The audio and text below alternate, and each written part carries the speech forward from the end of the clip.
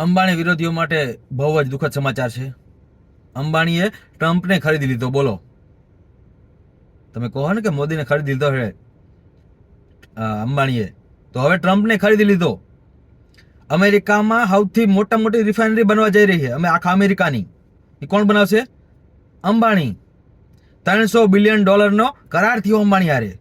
વિચારો, મતલબ આખા દુનિયામાં કોઈ એટલા હારા રિફાઇનરી બનાવવા છે જ નહીં. તોય ટ્રમ્પે અંબાણીને મોકો આપ્યો. અને લોકો કહે છે ને કે તમે પેટ્રોલ નખાવશો, એ પૈસા બધા અંબાણીને ખીચામાં જાય છે. તો હવે અમેરિકાવાળા પેટ્રોલ જે નખાવશે ને એ બધા અંબાણીને ખીચામાં જાય છે. ઘણા લોકો કહે ને કે અંબાણી લૂંટ લે દેશમાં આમ તેમ, તો હવે અમેરિકાવાળાને લૂંટશે. એટલે બચારા અંબાણી વિરોધી માટે બહુ દુઃખદ સમાચાર છે. અને આખી દુનિયામાં મતલબ હારા મોટા દેશ પડ્યા છે, એટલી બધી રિફાઇનરીઓ છે, તો એને અંબાણીની જરૂર પડી. બોલો, ગજબ ન કહેવાય?